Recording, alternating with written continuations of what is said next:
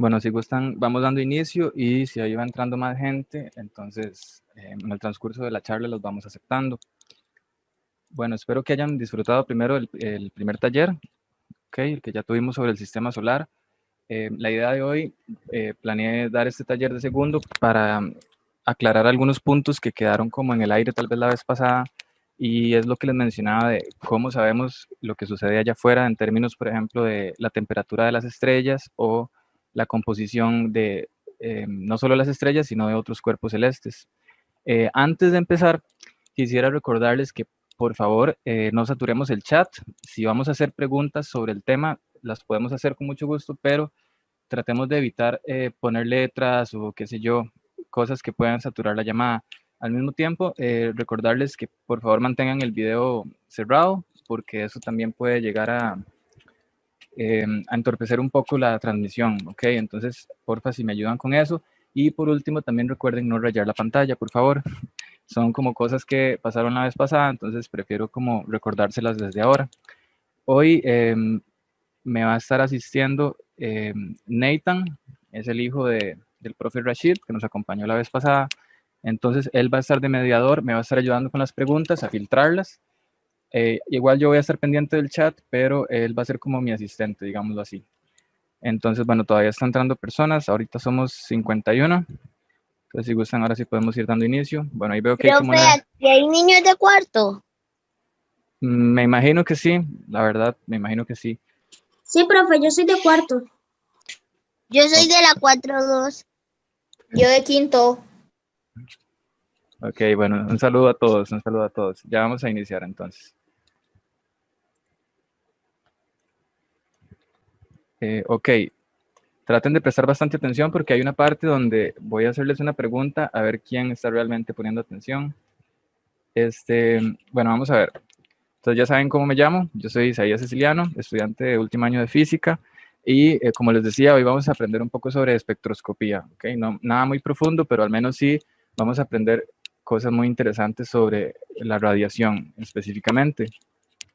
Entonces esta vez, recuerdan que la vez pasada dividimos la charla en 5 bloques. Esta vez decidí hacerlo un poco más breve, lo dividí en 3 partes. Y la primera, como siempre, vean que trata sobre aspectos generales, como para ubicarnos con los conceptos que vamos a estar manejando y lo que tiene que ver con cultura general, ¿verdad? Ok, entonces la segunda parte, ya habiendo entendido un poco la primera, nos vamos a dar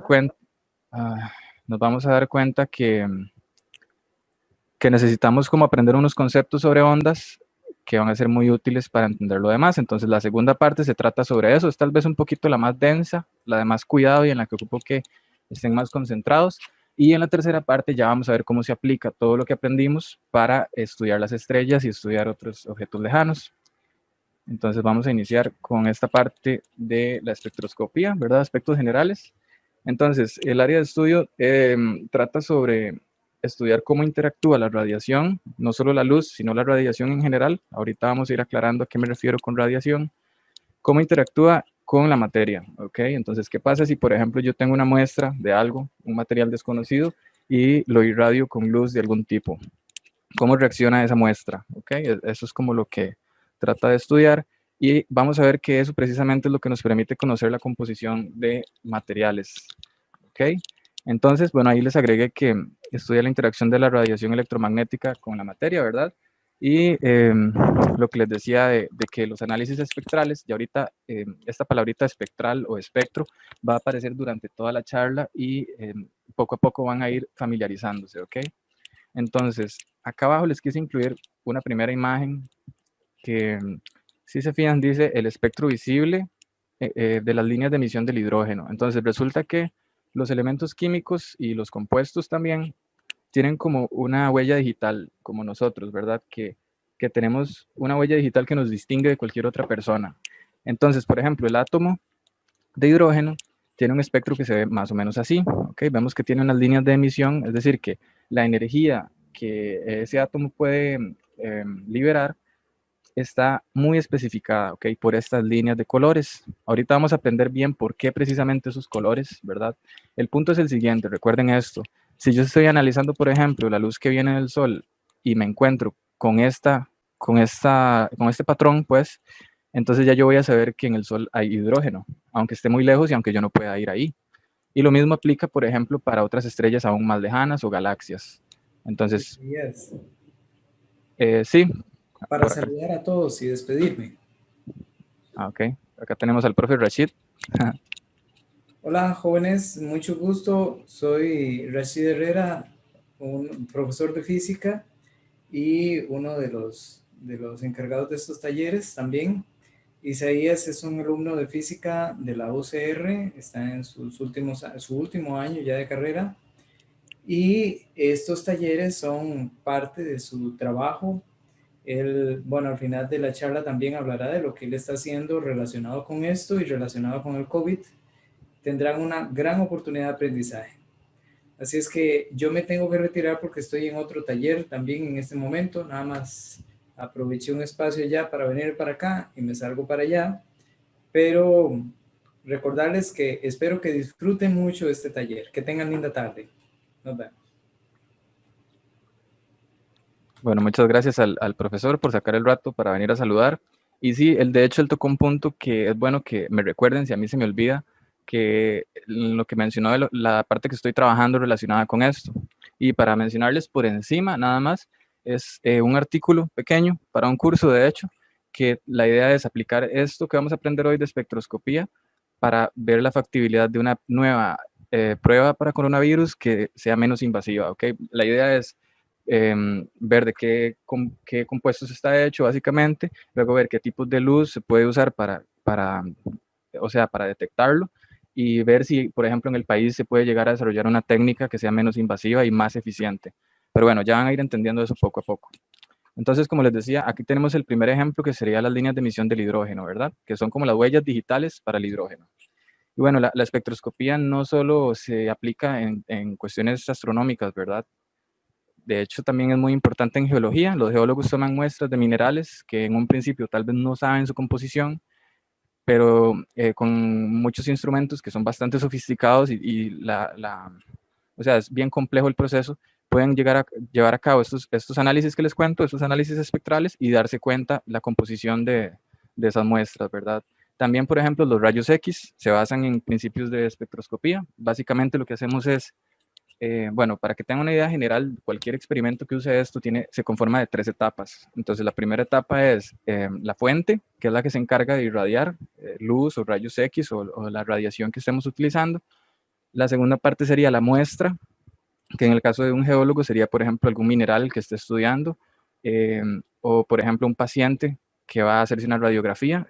Y la tercera etapa sería el detector. ¿Ok? Entonces recuerden esas 3 etapas básicas de cualquier experimento. Fuente, muestra y detector.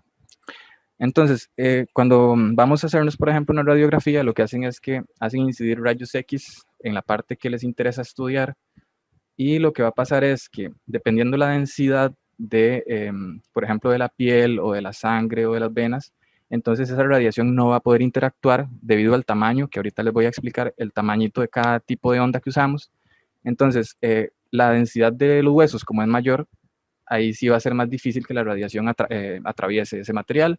Entonces, eso nos permite crear un patrón que nos da es como la sombra, ¿ok? Como las partes donde la radiación no pudo traspasar, entonces va a quedar el patrón de los huesos, por ejemplo, y eso nos permite encontrar fracturas o incluso detectar cáncer y otras enfermedades, ¿verdad? Eso es un área que está en desarrollo aún. También todo lo relacionado con la resonancia magnética, ¿verdad? Se usa para identificar moléculas orgánicas, que son las que están hechas a base de carbono y son básicas para la vida, ¿verdad? Y bueno, a nosotros nos interesa en realidad, eso se los quise agregar para que sepan que esto se utiliza demasiado en muchas cosas, pero a nosotros nos interesa en particular las aplicaciones en astronomía. Entonces vamos a ir aterrizando como en esa dirección, ¿verdad? Antes de empezar a hablar de lleno ya de esta aplicación que les cuento, primero es importante que manejemos lo básico sobre ondas, sobre cualquier tipo de ondas, ¿verdad? Entonces yo lo dividí en 3 ondas que me parecieron las más relevantes acá. Las primeras son las ondas mecánicas, que estamos muy acostumbrados, por ejemplo, por medio del sonido. Eso es una onda mecánica, que básicamente es una onda de presión en el aire. No solo en el aire, sino que también se puede transmitir en cuerpos sólidos. Por ejemplo, han visto que en películas la gente pone el oído como en los rieles del tren y pueden escuchar cuando viene el tren incluso más lejos o sea, puede escucharlo antes de lo que lo haría una persona que está esperando el sonido por medio del aire. Eso es porque la velocidad del sonido es mayor, entre mayor sea la densidad del medio, mayor será la velocidad del sonido en este caso. Pero bueno, eso es un tipo de onda mecánica. También los sismos, ¿verdad? Que detectamos son ondas mecánicas. Se llaman así básicamente porque el tipo de energía que transporta se llama energía mecánica. También están, por ejemplo, las cuerdas de una guitarra. Cuando alguien quiere tocar, por ejemplo, una nota la, digamos, entonces tiene que majar justamente la distancia en la que la cuerda oscila con esa frecuencia que caracteriza a la nota la. ¿Ok? Entonces, cuando hablo de frecuencia, me refiero a la cantidad. Vean esta oscilación, ahorita se les explico bien, pero vean que tenemos sigan la que está en rojo, por ejemplo, vean que sube y baja.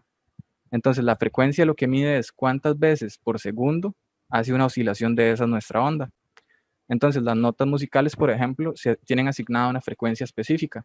Entonces, como les decía, si uno quiere tocar un acorde específico o una nota específica, entonces juega con la longitud de la cuerda para cambiar la frecuencia. Y también, por ejemplo, el agua perturbada. Cuando lanzamos una roca o golpeamos el agua, entonces generamos un patrón que también es una onda mecánica. Y por otro lado están las ondas que sí nos interesan más para esta parte, para nuestra aplicación, que serían las ondas electromagnéticas, que vamos a ver que hay un montón, que es una familia súper grande, de la que la luz visible es solo una parte pequeña. ¿Ok? Entonces, aparte de la luz visible, vamos a tener rayos X, como ya mencionaba antes, también las ondas de microondas, que son las que usan, por ejemplo, nuestros aparatos de microondas, ¿verdad? Por eso se llaman así, de hecho. Pero en realidad tienen que tener en cuenta que es que hay un tipo de onda que se llama así, o que está dentro de un espectro al que le llamamos microondas, ¿ok? Y lo que hacemos básicamente es hacer incidir esas ondas sobre las moléculas, sobre lo que componen nuestros alimentos, por ejemplo, y la energía que llevan esas ondas coincide con la energía necesaria para hacer vibrar esas moléculas y calentar nuestros alimentos, por ejemplo. También están los rayos gamma, que yo sé que los habrán escuchado en algún lado, pero eso es un tipo de radiación muy energética que se libera, por ejemplo, en procesos como los que hace el Sol, que les contaba que convierte hidrógeno en helio, y entre sus residuos se libera rayos gamma. Entre todo el viento solar, ahí va incluido los rayos gamma.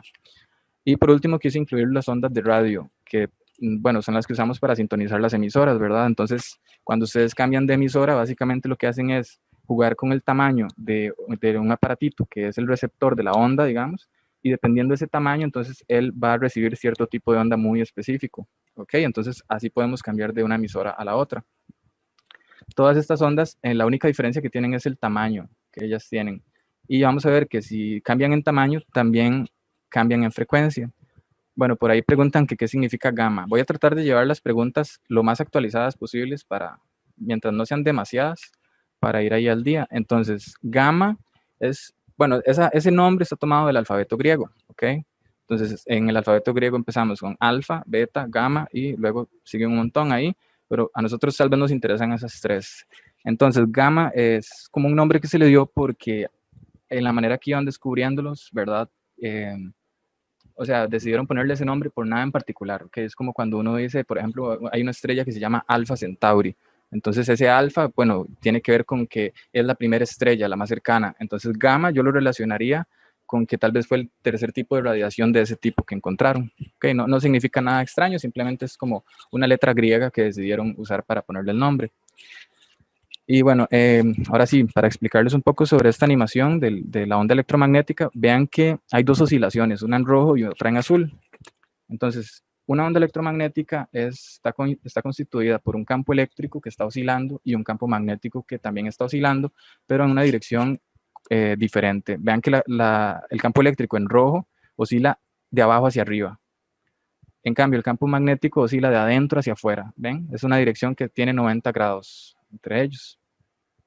Pero al mismo tiempo, por ejemplo, esto puede representar un rayo de luz. Imaginen que tal vez hay un rayito de luz ahí rojo que tiene esta representación, ¿verdad? Eso es como viendo la onda así muy, muy de cerca, digámoslo así. Entonces vean que esa oscilación se da en esas dos direcciones, pero la dirección de la propagación, que es la flechita en verde, es otra todavía. Ven que ahí estamos usando tres direcciones diferentes. Entonces la oscilación del campo eléctrico va hacia arriba y hacia abajo, por ejemplo, la del campo magnético adentro y afuera, pero la dirección de la onda como un todo va en la dirección frontal, ¿ok? Entonces, esto representa cualquier tipo de estas ondas electromagnéticas. Y bueno, por último quise agregar otro tipo de onda que es relativamente nuevo, que se llaman ondas gravitacionales y fueron predichas por Albert Einstein, para variar. Vean que es como el nombre más mencionado, aunque no es el físico más importante, pero es el más popular tal vez de la era moderna, digámoslo así. Y en realidad sí hizo muchas contribuciones en muchas áreas. Él, ¿se acuerdan cuando les contaba que logró explicar el movimiento de Mercurio? Resulta que con la misma teoría que logró explicar eso, matemáticamente, aparecía una predicción y era que la naturaleza tenía un tipo de onda desconocido hasta ese momento, que eran las ondas gravitacionales. Incluso la misma matemática le decía cuál era la velocidad de esa onda y resultaba coincidir con la velocidad de la luz, que fue algo que se me olvidó mencionarles acá, ¿verdad? La velocidad de la luz es la misma, en realidad es la velocidad de cualquier onda electromagnética, ¿ok? 300.000 kilómetros por segundo. Entonces, recuerdan que hablábamos de que si el sol se apaga ahorita, nosotros nos damos cuenta dentro de 8 minutos porque la luz toma ese tiempo en llegar hasta aquí. Pues resulta que si desaparece así instantáneamente, los efectos gravitacionales también van a tomar 8 minutos en cambiar. O sea, vamos a tardar 8 minutos en percibir que el sol no está tanto en forma lumínica como en forma gravitacional, ¿ok? Y bueno, estas ondas gravitacionales básicamente son producidas por objetos muy, muy, muy pesados. ¿Se acuerdan que poníamos una analogía de una arruga en una sábana? ¿Okay? Que la gravedad la podíamos ver como algo así, a grandes rasgos. Y resulta que esa perturbación a través de esa sábana, que es el espacio-tiempo, se transmite en forma de ondas gravitacionales. Esto se pudo medir experimentalmente 100 años después de que se predijo. Y eso fue hace como 2 años o 3. Por primera vez lograron detectar ondas gravitacionales debidas a agujeros negros que, bueno, en un caso fue 2 agujeros negros que se estaban orbitando súper lejos, pero también la puede producir estrellas de neutrones. En fin, objetos bastante, bastante pesados. Y aún así son muy débiles, por eso es que cuesta tanto detectarlas. Entonces vean que ya con eso tenemos como una idea general, al menos de la espectroscopía y como el tipo de onda que nos interesa analizar. Entonces, antes de pasar a específicamente ya la naturaleza de la luz y las ondas electromagnéticas con más detalle, si quieren hacer alguna pregunta rápida o algún comentario, pueden aprovechar el momento.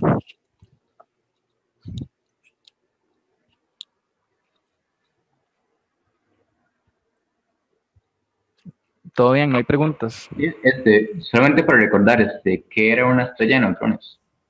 Ok, una estrella de neutrones fue, recuerden que habíamos visto algo sobre la evolución estelar muy por encima, pero básicamente vamos a dividirlo así. Hay 2 tipos de estrellas, ¿verdad? Unas que son muy parecidas a la nuestra, que son de un tamaño ahí mediano, un tamaño no muy grande, como la nuestra. Entonces, ese tipo de estrellas, como el Sol nuestro, la evolución que va a tener es que se va a convertir en una gigante roja, en la que ya las capas más externas posteriormente se van a desprender y va a quedar un núcleo más pesado de carbono, por ejemplo. Entonces, ese tipo de estrellas, el final de su periodo, digamos, va a ser una enana blanca. ¿Okay? Nuestro Sol va a convertirse en una enana blanca y ahí va a quedar.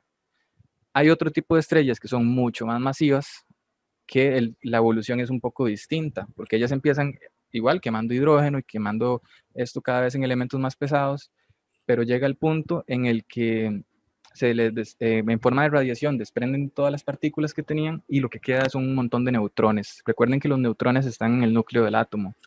Entonces son estrellas súper pesadas porque los neutrones están muy juntitos y antes de convertirse en una estrella de neutrones, la estrella tiene 2 opciones, convertirse en agujero negro o en estrella de neutrones. Entonces, si es todavía muy, muy masiva, ¿okay? Va a terminar siendo un agujero negro. Pero si no es tan masiva como para eso, entonces termina siendo una estrella de neutrones. ¿Okay? Entonces, es de los objetos más densos que podemos encontrar en el universo. Y no, estrella de neutrones no es lo mismo que una supernova. De hecho, o sea, una supernova, recuerden que es la explosión de una estrella, en la que se puede dar que no tenga suficiente masa como para que la gravedad le gane a las fuerzas nucleares. Entonces, digamos, cuando la gravedad gana, piénsenlo así, cuando la gravedad gana, la gravedad quiere ir hacia el centro, entonces podemos obtener un agujero negro o una estrella de neutrones. Pero si la gravedad no es la suficiente, las fuerzas nucleares van a vencer, digamos, van a ganar la batalla, pues, y vamos a tener una supernova en la que la estrella explota enviando un montón de metales pesados. Por ejemplo, hace poco se demostró experimentalmente que elementos pesados como la plata o el oro se crearon literalmente dentro de estrellas que hicieron esta explosión, ¿verdad? Entonces vean que hay varios destinos finales, pueden terminar como una supernova, como una estrella de neutrones, como un agujero negro. Y no, el Sol no se puede volver un agujero negro porque no es lo suficientemente masivo. Ven que lo dividimos en dos tipos de estrellas, la nuestra, que termina como una enana blanca, y las otras, que si usted sigue, se pueden dividir en dos, que unas se terminan como estrellas de neutrones y las otras como agujeros negros. Pero bueno, vamos a seguir porque si no, con solo ese Ya tema se puede podemos... volver ni siquiera Vamos. como gigante roja se puede volver agujero negro. No, mira, vean. Bueno, ya, sí. Las que terminan en gigantes rojas, bueno, no terminan en gigantes rojas, pero recuerde de nuevo, el Sol nuestro va a convertirse en una gigante roja y después de eso va a convertirse en una enana blanca. La otra opción es que sea mucho más masiva y entonces en lugar de convertirse esa estrella de la que estamos hablando, que no sería nuestro Sol, en lugar de convertirse en una gigante roja, se convertiría en una super gigante roja. ¿Ok? Que esa es como la siguiente etapa para esas estrellas que son más masivas. Y luego de convertirse en una super gigante roja, puede tener dos destinos, ser una estrella de neutrones, bueno, en realidad yo diría que tres, estrella de neutrones, agujero negro o incluso explotar en forma de supernova. Pero bueno, si quieren, sigamos con esto porque todavía hay muchas cosas interesantes que quiero enseñarles. Aquí lo primero es este prisma que yo sé que muchos han visto por ahí, ¿verdad? En internet o incluso en portadas, ahí ya ustedes saben de cuál disco. Y resulta que aquí lo que hacemos es que la luz blanca, que contiene todos los colores, ¿verdad? Viene y cambia de medio, ¿verdad? Por ejemplo, aquí tenemos un rayo blanco que, por ejemplo, viene en el aire y cuando entra en este prisma, como por ejemplo puede estar hecho de vidrio, como la densidad de ese material es diferente, entonces imaginen como, es un fenómeno parecido a cuando ustedes ven por una pecera y ven que el pez está en un lugar que no es el real, ven que es como una ilusión óptica, que el pez aparece desplazado, es porque la velocidad de la luz cambia de un medio a otro. Y en ese cambio resulta que también cambia su trayectoria, se curva su trayectoria. Entonces, por eso es que eso se llama refracción, ¿ok? Cuando una onda pasa de un medio a otro y su velocidad, como su velocidad cambia, entonces su dirección también y vemos que se desplaza de esa manera. Dame un momento porque, dame un minuto nada más para poner a cargar mi computadora, que debía hacerlo al inicio y yo creo que ya está cerca de apagarse. Entonces ya casi vengo. Igual pueden pensar preguntas para cuando regrese.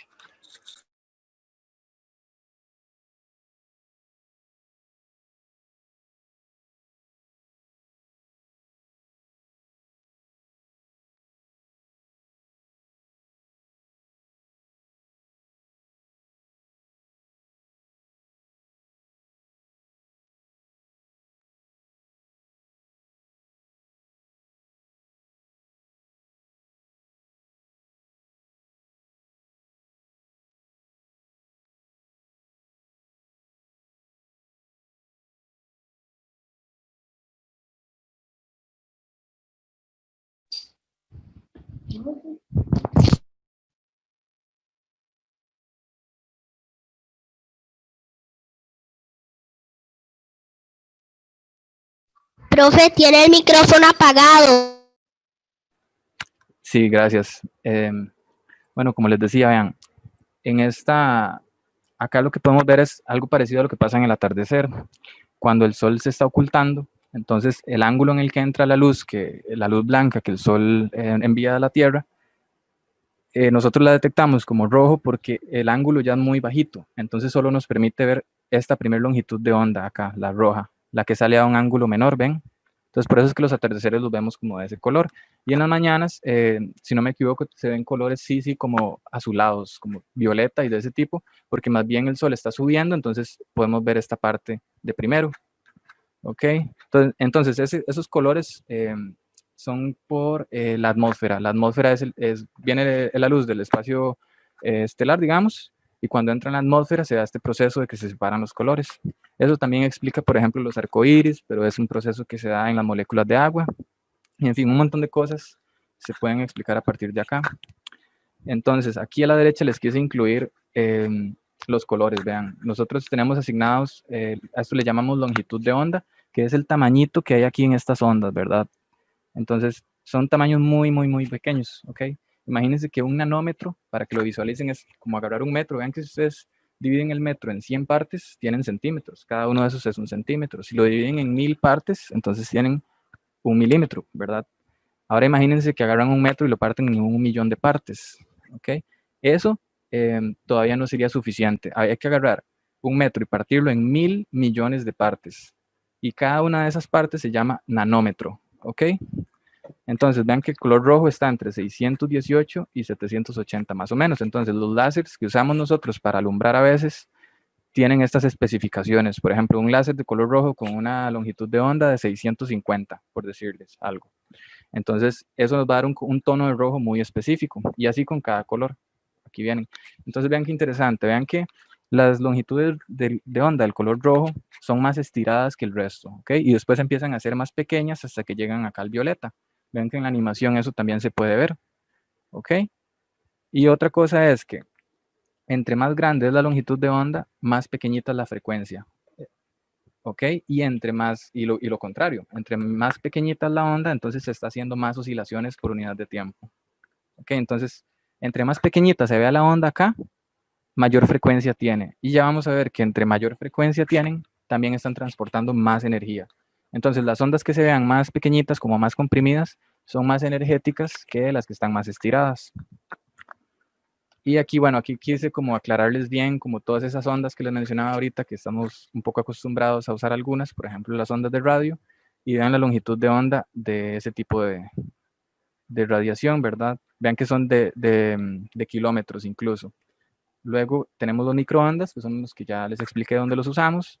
Y vean que cerca, antes de llegar al color rojo, tenemos infrarrojo, el famoso infrarrojo, que lo utilizamos porque es muy útil para medir la temperatura de las cosas, ¿ok? Entonces, ustedes han visto que a veces en los bosques usan vista en infrarrojo, porque esto es el espectro que emite un cuerpo debido a su temperatura. Entonces, todos tenemos una temperatura, qué sé yo, de 33 grados o por ahí anda, y eso está asociado a una energía específica que cae dentro del infrarrojo. Entonces nosotros lo que hacemos es ponernos, digamos, un visor de infrarrojo que captura ese tipo de luz y dependiendo de esa intensidad podemos ver qué tan caliente está un cuerpo. Entonces vean que, ok, ahí me preguntan que si un arco iris es un tipo de onda o es algo distinto. Ok, un arco iris es un fenómeno óptico, ok, en el que entra la luz a las moléculas de agua que se comportan como un prisma. Entonces la luz blanca se separa en toda la gama de colores y eso es lo que a nosotros nos llega como un arco iris, ok. Entonces como tal no es una onda, pero está constituido por luz, que sí es una onda, ok. Y sí, bueno, ya para contestar lo último en el chat, me preguntan que si se puede ver esto en otro lugar o en otro momento. Sí, todo esto está quedando guardado y yo en los correos, que como ya yo tengo sus correos, yo les hago llegar el enlace donde pueden entrar directamente a ver ya el taller. Entonces, bueno, como les decía, el infrarrojo es útil para estudiar la temperatura de los cuerpos y así sabemos la temperatura, por ejemplo, de las estrellas, ¿verdad? Las analizamos en el espectro infrarrojo, vemos la intensidad y con eso podemos estimar su temperatura. Luego, si ya la banda visible, todos la conocemos, estamos familiarizados con los colores, ¿verdad? Pero vean que después del violeta llegamos a ultravioleta, que es la radiación de la que nos protegemos cuando usamos bloqueador solar, ¿ok? Este tipo de radiación es un poco más energética, vean que la energía crece hacia la derecha, vean donde dice longitudes de onda cortas, alta frecuencia, alta energía. Entonces, la radiación ultravioleta tiene más energía que la luz visible y que la infrarroja. Y puede llegar a ser dañina con nuestra piel. Entonces, lo que hacemos es poner esa capa, ¿verdad? El bloqueador, que puede hacer, o sea, que impide el traspaso de ese tipo de radiación. Después los rayos X que les mencionaban, vean que la longitud de onda está disminuyendo, entonces los rayos X son longitudes más pequeñitas. Los rayos gamma son aún más energéticos y como les decía, se producen, por ejemplo, en plantas nucleares, las produce el sol y otros procesos muy energéticos. No es que en el aire anden por ahí flotando porque nuestra atmósfera nos protege. Y bueno, los rayos cósmicos, pero eso es otro tema, ya eso es radiación que viene incluso de otras galaxias o de los remanentes del Big Bang, lo que nos llegan son ya rayos cósmicos.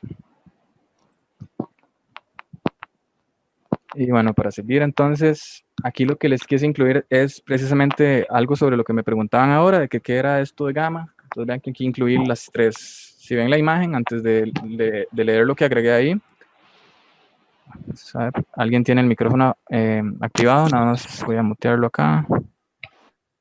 Entonces, como les decía, vean que hay un tipo de radiación que le llamamos alfa, que básicamente lo pueden entender sencillo. Recuerdan que la vez pasada habíamos hablado de que habían gases que se ionizaban, por ejemplo, por el viento solar y que cuando interactuaba con el campo magnético, entonces esto ionizaba el gas de la atmósfera y veíamos auroras boreales o auroras australes. Resulta que si nosotros le hacemos ese proceso de ionización que consistía en arrancarle electrones a un átomo, si se lo hacemos al helio, por ejemplo, entonces nos va a quedar una partícula alfa, ¿ok? Si nosotros llegamos y le arrancamos los electrones a un átomo de helio, lo que nos queda es una partícula alfa, ¿ok? Entonces, para que lo sepan, la partícula beta es, no sé quién tendrá el micrófono, lo estoy muteando, pero vuelve a aparecer. Las partículas beta pueden ser protones, o si no me, bueno, sí, protones más que todo. Es que las otras partículas, y bueno, son protones que viajan súper rápido por aquello. Incluso yo creo que algunos electrones viajando muy rápido también son considerados partículas beta. Y gamma es un poquito distinto porque esto es luz. Ven que hasta ahorita es alfa, son núcleos de helio que son básicamente protones y neutrones. Las partículas beta pueden ser protones como pueden ser electrones, si no me equivoco. Pero las gamma son fotones, que son la partícula de la luz. Entonces, esto es un tipo de radiación electromagnética, ¿ok? Pero bueno, a estas tres las conocemos como radiaciones ionizantes y son muy importantes en medicina. Entonces, vean aquí el rango de alcance. Vean que la onda, por ejemplo, de alfa, que es un poquito más estirada, tiene menos energía, por lo que ya les decía antes. Entre más estirada la onda, menos energía tiene. Entonces, vea que es la que puede atravesar menos. Ven que puede atravesar, por ejemplo, un papel delgado o una hoja de papel, sí, podría incluso detener a una partícula alfa. Pero la partícula beta sí logra atravesar el papel y tal vez ya con madera lo logremos detener. Y la gamma logra atravesar estas dos porque es más energética y ocuparíamos materiales como plomo, por ejemplo, para detener ese tipo de radiación. Y sí, ahí me preguntan que si los rayos con los rayos cósmicos podemos ver el pasado, ya que son remanentes del Big Bang. Exactamente, esa es la idea. De hecho, ustedes pueden buscar radiación de fondo de microondas y van a ver una foto que es muy famosa, que básicamente es la luz de los primeros momentos posteriores al Big Bang. No el momento del Big Bang como tal, pero sí momentos posteriores, ¿ok? Varios cientos de miles de años después, que en términos astronómicos es como segundos. Entonces, eso es lo que nosotros tenemos de ese periodo de tiempo. Ahora, aquí también les agregué, bueno, ya les mencioné que a mayor frecuencia, mayor energía, eso es lo primero que dice ahí. Cuando algo es directamente proporcional, por ejemplo, en este caso, la energía y la frecuencia, quiere decir que si la frecuencia aumenta, entonces la energía también, ¿ok? Y viceversa, si la frecuencia disminuye, la energía también. Luego les puse que la energía está cuantizada y eso es lo siguiente, para que lo visualicen fácil. Imagínense, por ejemplo, la moneda que nosotros usamos, el colón, en Costa Rica, ¿verdad? Entonces, ustedes llegan al supermercado y les sale la cuenta digamos, en 1.523 colones, por decirles algo. Ustedes, si van a pagar en efectivo, nunca van a poder pagar eso, ¿verdad? Ustedes pagan o 1.520 o 1.525, porque nuestra moneda funciona con múltiplos de 5, nada más. ¿Ok? Entonces, con eso uno podría aprovecharse y decir, entonces el colón está cuantizado, porque yo no puedo darle a usted cualquier cantidad, sino que estoy, digamos, estoy sujeto a un mínimo, ¿ok? Todos tienen que ser múltiplos de 5, entonces puedo pagar 1.500, 1.520, pero no puedo pagar, como les decía, por ejemplo, 423 colones. Entonces la energía tiene eso mismo. Resulta que la energía se comporta en ese sentido como la moneda que nosotros usamos, pero en lugar de 5 colones, ¿verdad? Es una cantidad de energía específica que es como lo mínimo. ¿Ok? Entonces en eso se basan, o sea, los inicios de la mecánica cuántica se dieron por esto, porque se dieron cuenta de que la radiación electromagnética irradiaba energía en cantidades muy específicas, ¿ok? Que eran como los colones, digamos. Y bueno, las radiaciones ionizantes tienen mayor energía que las no ionizantes. Vean que las ionizantes tienen la propiedad esta que les decía, de que pueden arrancarle electrones a las moléculas, incluso a las moléculas que nosotros tenemos a base de carbono, que son importantes para la vida, y la ionizan, ¿ok? Entonces son mucho más energéticas que las otras que no pueden hacer eso. ¿Ok? Y bueno, aquí lo que quise agregarles, esto se los estoy contando para que entiendan por qué es que asignamos un patrón como el que les enseñé para el hidrógeno a una cierta energía, ¿ok? Entonces, resulta que los átomos tienen electrones que están también en energías muy específicas. Entonces, si yo quiero arrancar un electrón que tiene un valor dado de energía, ocupo mínimo esa energía para lograr arrancarlo. y de eso se empezaron a dar cuenta a inicios del siglo XX y a finales del siglo XIX. Max Planck y Albert Einstein fueron como los pioneros de esto. Bueno, había más gente, claramente, nunca son solo 2 personas o una, pero bueno, son como los de más renombre. Y resulta que se dieron cuenta, por ejemplo, ustedes han visto los paneles solares, que lo que hacen es atrapar la luz del sol y a partir de ahí podemos generar una corriente eléctrica. Entonces, lo que está pasando es eso, digamos, que la energía de la luz que está entrando es suficiente para arrancar los electrones que están en los átomos de un metal, por ejemplo, de plata o de oro. Entonces, al arrancar esos electrones, recuerden que una corriente eléctrica básicamente son electrones que van fluyendo por algún conductor, como la que usamos en nuestras casas, ¿verdad? Que el conductor sería el cable y ahí van fluyendo electrones. Entonces, acá el efecto fotoeléctrico lo que explica es eso. ¿Cómo es que yo con luz puedo generar una corriente eléctrica y viceversa? ¿Cómo con corriente eléctrica puedo generar una luz? ¿Ok? Entonces, Albert Einstein recibió un premio Nobel por esto y no por la relatividad general y todos sus estudios de gravedad que hizo por otro lado. Solo que tal vez esta cuestión de efecto fotoeléctrico no es tan popular, digamos, pero sí es muy importante y es básica para todos los aparatos electrónicos que usamos, ¿ok? Todos los microchips y estos aparatitos que cada vez son más pequeños están basados en este tipo de principios. Y bueno, con eso ya espero haberles dado una idea un poco general ahí de las ondas, de cómo las usamos y cómo nos ayudan a obtener información de acuerdo a los colores que vemos, ¿ok? Entonces, si tienen alguna pregunta o comentario, pueden hacerlo en este momento y si no, pasamos a la última parte que ya sí es cómo aplicar todo esto en astronomía.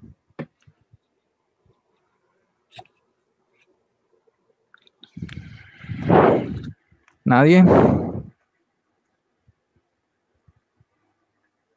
Ok. Bueno, entonces seguimos con la última parte, que ahí vamos a ver algunos métodos de observación y algunos tipos de estrellas, cómo clasificarlos de acuerdo al tipo de luz que podemos ver de ellas. Entonces, vamos a ver.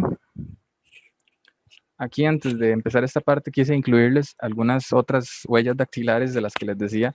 Por ejemplo, así se ve el hidrógeno, su espectro de emisión, el helio, el oxígeno y el carbono. Todos en realidad tienen un patrón diferente, ¿verdad? Todos los elementos, pero estos 4 son muy importantes porque son los que está produciendo el Sol, por ejemplo. Y vean que son súper importantes para la vida, por ejemplo, el carbono, perdón. Entonces, y el oxígeno, claramente. Entonces vean, por ejemplo, que el hidrógeno tiene unas líneas más intensas acá en el azul y en el rojo, y en el amarillo aquí adentro como que no, ni en el verde, pero el helio sí. El helio tiene una línea súper intensa aquí en el amarillo. Y el oxígeno, por ejemplo, tiene 3 líneas aquí muy intensas en el verde. Y el carbono, bueno, ya ahí pueden ver que tiene otras líneas en el rojo, en el amarillo y en el azul. Entonces, como les decía, ese tipo de cosas es lo que nosotros estudiamos de las estrellas lejanas, separamos esa luz y la analizamos y vemos cuáles patrones de los que podemos observar coinciden con los patrones que ya conocemos de los elementos. Y bueno, acá quisiera, bueno, vamos a ver, creo que hay una pregunta. Sí, bueno, preguntan que si viendo esos patrones fue como descubrieron ese elemento que estaba en Venus que podría indicar posible vida. Sí, muy parecido, casi, casi, casi. Lo que pasa es que, voy a devolverme un momentito. Lo que yo les estoy enseñando acá son patrones de emisión.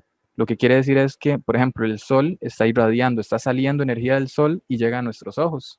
Pero en cambio, una luna de Venus o Venus incluso, él por sí solo no irradia energía.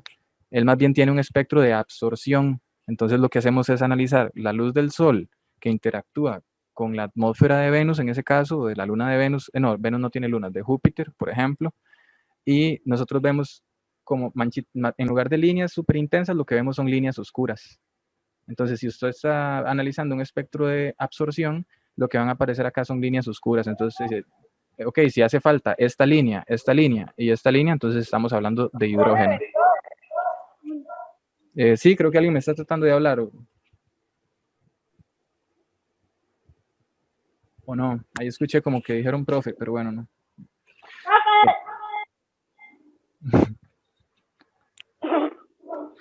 Sí, ¿tiene alguna pregunta?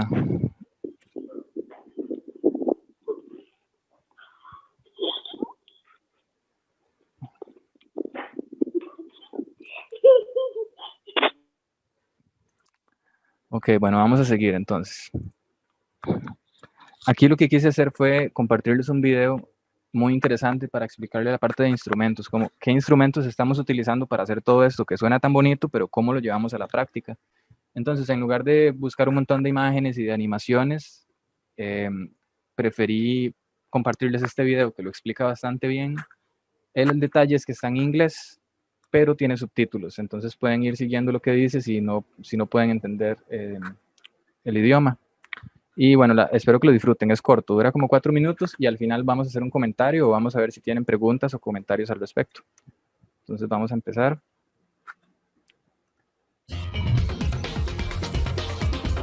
Solo para confirmar, sí se escucha, ¿verdad? ¿Sí escucharon ese inicio? Sí. Sí. Profe. Ok, Sí, se gracias. escucha. Listo, Sí. vamos entonces.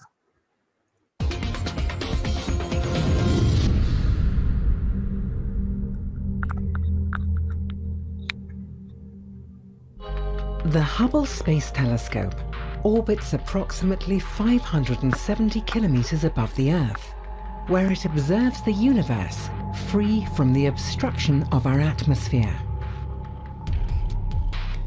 For nearly 3 decades, Hubble has studied the universe using its 2.4-meter primary mirror and its 5 science instruments. They observe primarily in the ultraviolet and visible parts of the spectrum, but also have some infrared capabilities. The electromagnetic waves in each of these bands have different characteristics, such as how they are produced and how they interact with matter and astronomical objects. Hubble observes in different wavelength bands, one band at a time, each providing different information on the object under study. Each of these wavelengths is reproduced in a different color, and these are combined to form a composite image, so that the contribution from all wavelengths can be compared and analyzed. For example, Hubble's images taken in the infrared typically reveal more stars than images taken in visible light, as infrared radiation passes more freely through cosmic dust, which scatters the bluer visible light. This allows astronomers to see regions of space that are normally obscured by cosmic dust and gas. By combining observations in different wavelengths, we can develop a more complete picture of the structure, composition, and behavior of an object than the visible wavelengths alone could ever show. While Hubble currently observes the universe primarily at visible and ultraviolet wavelengths, its scientific successor, the James Webb Space Telescope, will be sensitive to a range of wavelengths from 0.6 micrometers orange light to 28 micrometers deep infrared radiation emitted from objects at temperatures of about 150 degrees Celsius. More distant objects in the cosmos are more highly redshifted, and as a result, their light is pushed from ultraviolet and visible wavelengths into the near-infrared. This means that observations of these distant objects, for example the first galaxies that formed in the universe, require a telescope specialized for infrared observing, like James Webb, in order to be observed. The James Webb Space Telescope also has a much bigger mirror than Hubble. It measures 6.5 meters in diameter. Bigger mirrors collect more light from fainter and more distant objects in space, meaning that James Webb will be able to peer further back in time than Hubble, allowing us to develop our understanding of the early universe. Also, bigger mirrors provide higher resolution, resulting in images with finer details. By observing the cosmos in visible, ultraviolet and infrared wavelengths, Hubble has contributed greatly to the field of astronomy. It has delved deeper into the early years of the universe than was ever thought possible, played a critical part in the discovery that the expansion of the universe is accelerating, and probed the atmospheres of planets around distant stars. We eagerly await the contributions and discoveries that James Webb will make in the future.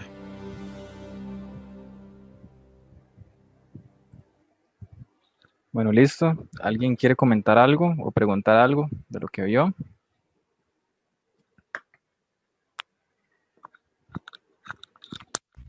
No entendí cómo el telescopio James Webb logra conseguir luz de más del pasado y así. Ok. Bueno, eso sucede, digamos, porque bueno, el James Webb aún no está en uso, digamos, el que sí está en uso es el Hubble, pero pronto va a estar el James Webb. El asunto es este, digamos, la luz que viene de muy lejos, entonces nosotros empezamos a ver una región muy específica del cielo, por ejemplo, y empezamos a absorber luz de ahí durante mucho tiempo. Ok, dejamos el telescopio atrapando luz, como cuando hacen estas fotos de las estrellas, que dejan ahí un intervalo de tiempo, qué sé yo, media hora, y al final hasta queda el rastro de las estrellas, ¿verdad? Entonces lo que hacen es que capturan luz por mucho tiempo y lo hacen en estas bandas de infrarrojo que ella mencionaba, ¿verdad? Que son, por ejemplo, el infrarrojo, recuerde que nos da una idea de la temperatura de los cuerpos.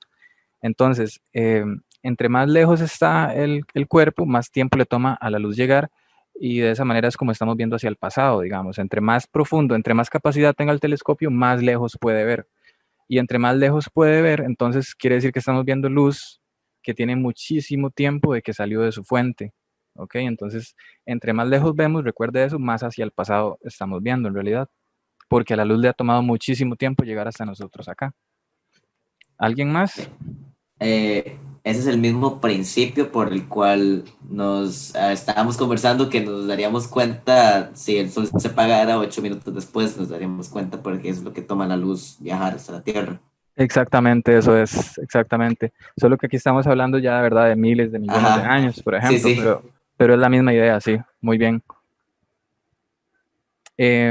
Algo que a mí me gustaría destacar, tal vez, porque no voy a repetir todo lo que dijeron en el video, pero es esto. Vean que cuando analizamos el cielo con luz visible, por ejemplo, entonces, ok, ahí están levantando la mano, ya casi le doy la palabra. Cuando analizamos entonces en luz visible, vean que el polvo estelar que está en el centro, en el espacio, perdón, tapa lo que hay detrás, ¿ok? Como cuando hay mucha neblina y ustedes simplemente no pueden ver. Entonces la luz visible es muy fácil de opacar, por eso. Pero cuando vemos en el infrarrojo no interactúa tanto con ese tipo de moléculas de polvo, entonces puede traspasar. Es como si no hubiera nada en medio. Entonces podemos detectar estrellas que eran invisibles porque había mucho polvo en medio, ¿ven? Porque a veces se preguntarán, pero ¿cómo hacen para ver tan lejos si hay tantas cosas en medio? Entonces nosotros adecuamos el tipo de luz que queremos usar de acuerdo a al polvo que haya en medio, etcétera. Y la verdad, bueno, me están preguntando que cuándo va a empezar a operar el telescopio. La verdad no sé, tengo entendido que en esta década, pero no sé el año exacto. Es un proyecto bastante grande que están ahí como, porque vean que llevar ese tipo de cosas al espacio, el detalle es ese, que acá, acá también hay muchos radiotelescopios y etcétera, pero el problema es precisamente ese, que la atmósfera ensucia la señal, ¿okay? Porque refracta la luz y a nosotros nos llega distorsionadísimo todo lo que tenga que ver con el espacio. Entonces, este tipo de observaciones tan profundas en el espacio hay que hacerlas con telescopios espaciales y es bastante caro llevarlos allá arriba, ¿verdad? Y aparte darles mantenimiento y, bueno, todo lo que conlleva, ¿verdad? Entonces, sí son proyectos muy grandes. Ay, profe, tengo otra duda. ¿Sí? ¿Cómo hacen para cuando tienen que hacerle mantenimiento al telescopio Hubble? De ahí, pues sí, es complicado. A mí me parece que han habido misiones sobre eso. O sea, sí, que la verdad sería mentirle como asegurarle que vi eso, pero, o sea, sí hay misiones para eso. Hace algunos años hubo una misión especial para llevar a cabo una reparación. Y si no era una reparación, era una actualización en los sistemas del Hubble. Entonces, sí, digamos, por eso es que es tan complicado, porque darles mantenimiento son misiones de años, ¿verdad? ¿Y alguna vez han tenido que bajar el telescopio Hubble? No. Una vez que ¿Algún daño o algo así? Sí, no, están hechos para que estén allá y nada más. O sea, ya regresarlo acá, no. Es muy difícil. Sí. Incluso Pasa también que los pueden subir por partes, no armados, sino que pues los arman allá, ¿verdad? Y los ponen a funcionar allá.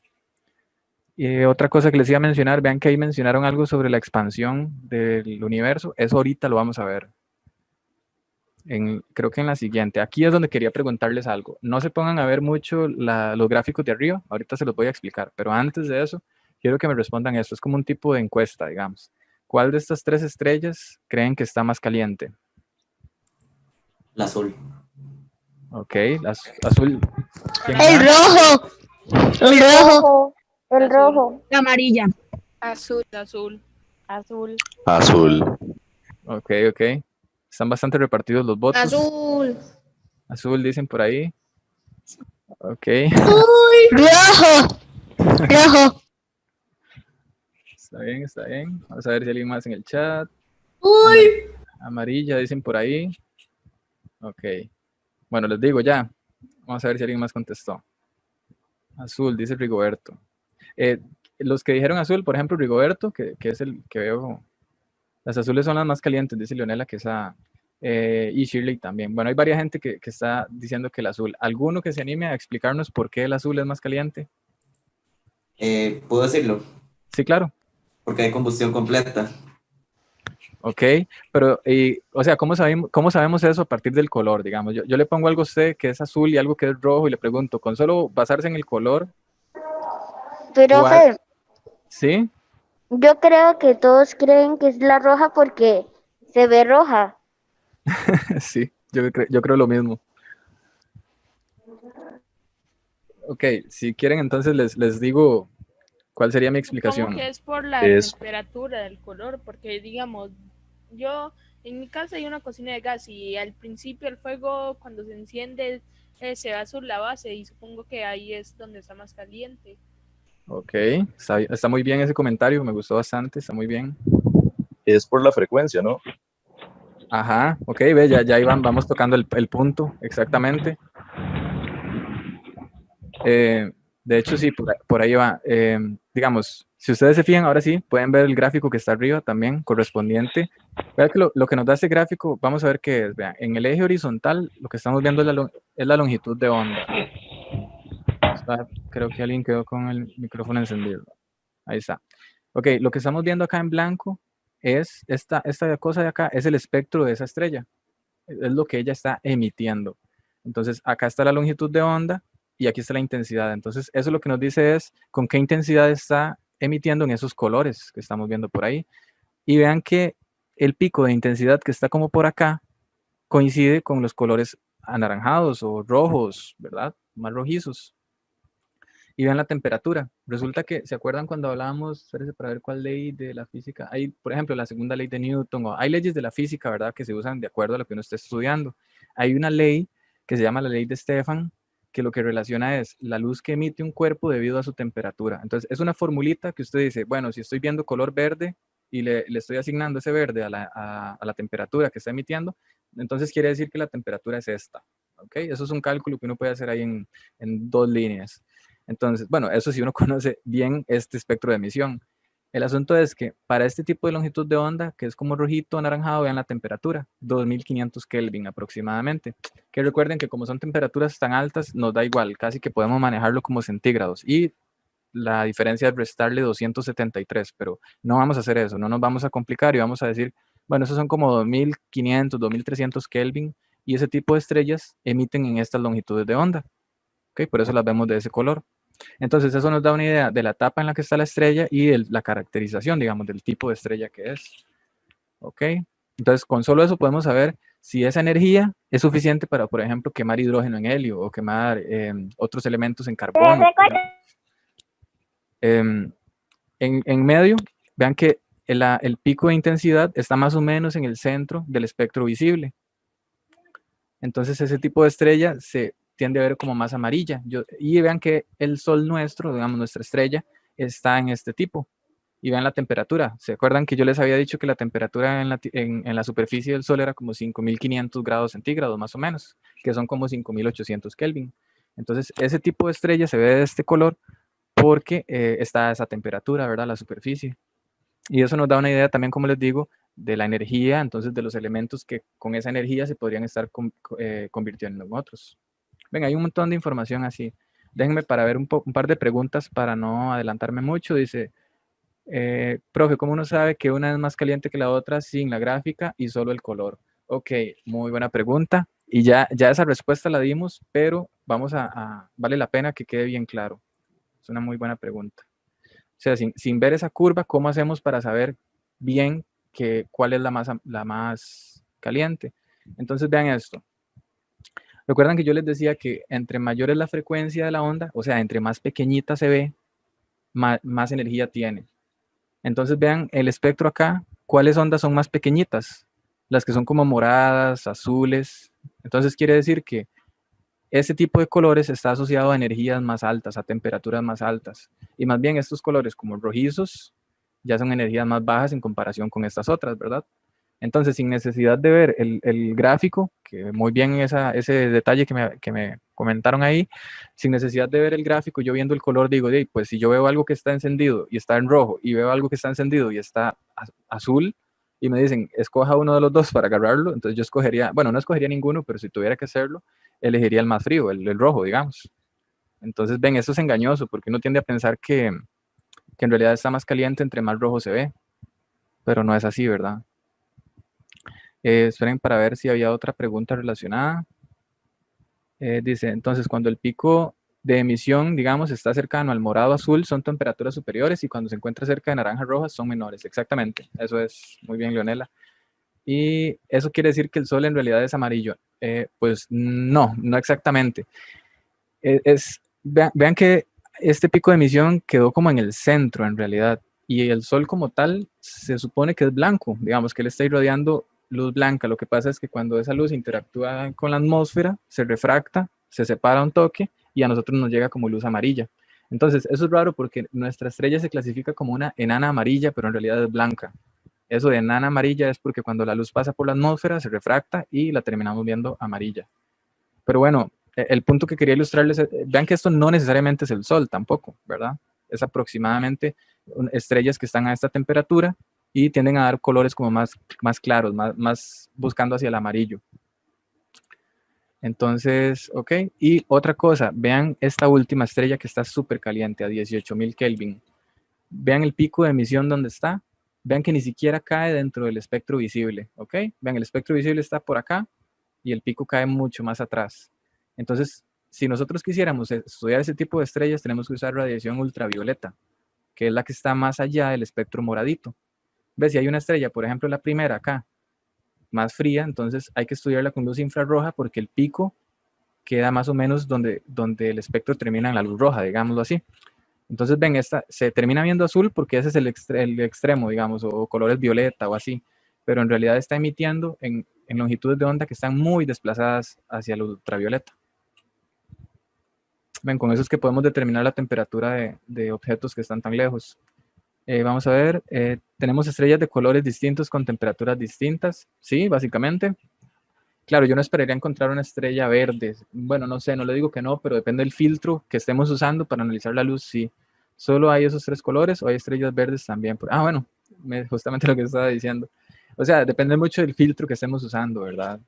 Si quieren pueden buscar ahí como estrellas de distintos colores y es muy probable que sí se encuentren, porque vean que dependiendo de la temperatura, entonces ahí va a caer esa longitud de onda a la que emiten la luz.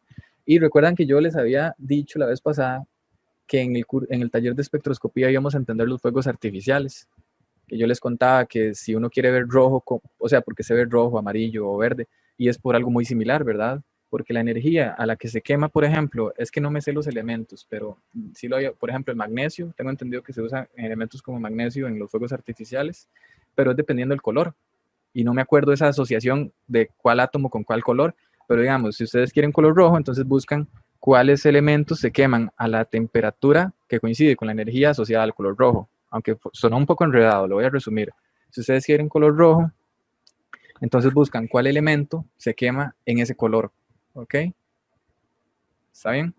Y bueno, ahora que me mencionaban lo de la llama, eso es cierto. Por ejemplo, en un encendedor o en la cocina, que se forma la llamita azul y arriba la amarilla, aquí mencionaran algo de combustión completa, que está súper bien, porque en la partecita que está azul se está dando una combustión completa, no está sobrando combustible, pues. En cambio arriba, si ustedes pueden poner, ven que si ustedes ponen la mano, bueno, no aconsejaría poner la mano, pero si ponen una olla o algo así, va a quedar como algo negro. Y esos son los residuos de los elementos que se están quemando ahí, ¿verdad? Como la combustión no es completa, entonces queda ese residuo negro. Y eso lo vemos de color amarillo. Aquí lo que les quise incluir fue algo que también en el video lo observamos por ahí, ¿verdad? Esta constelación, esta nebulosa. Recuerden que, bueno, una nebulosa, hay todo un taller sobre eso, pero las nebulosas son básicamente fábricas, digámoslo así, de estrellas. Es donde hay un montón de polvo estelar que está ahí como en ese proceso de que la fuerza de gravedad está uniendo las cosas y qué sé yo, y están produciéndose estrellas. Y resulta que dentro de ese polvo aparecen estos patrones, ¿ok? Pero vean lo que pasa en el visible y ahora en el infrarrojo. Ven lo que mencionaban en el video, que hay un montón de estrellas que no se pueden ver a simple vista porque hay un montón de polvo en medio. Pero en el infrarrojo ya podemos ver esas estrellas. Y al lado derecho algo similar, pero con una galaxia. Entonces vean que hay bastante información escondida por ahí. Tengo una pregunta. Sí. ¿Qué pasa con las, digamos, es posible que en una nebulosa nazca una estrella y se aleje de la nebulosa o se queda ahí? Más o menos, es cuando se forma la estrella. Por ejemplo, si hay estrellas cercanas, puede darse el caso en el que se haga un sistema binario, que son dos estrellas que se empiezan a orbitar, ¿verdad? O incluso puede haber sistemas más complicados de 3 estrellas o qué sé yo. Entonces, ¿verdad? No sería nada raro. Hay muchos sistemas solares que tienen 2 estrellas, por ejemplo. El nuestro solo tiene una, pero hay muchos que son binarios. Si quieren pueden buscar esos sistemas binarios, sistemas de estrellas binarios o algo así.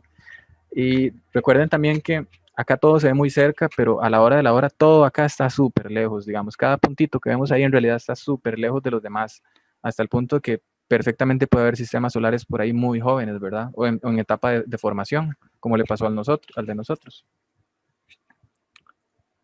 Y bueno, aquí lo que quise fue incluir un poco sobre los efectos relativistas, que son efectos que se predicen, como de nuevo con estas mismas cosas de relatividad general, aparecen un montón de predicciones que hasta tiempo después se logran comprobar, que fue bastante interesante. Y de hecho, Hubble es el apellido de un astrónomo que vivió ya hace varias décadas. Entonces, él fue el que se dio cuenta que el universo se estaba expandiendo.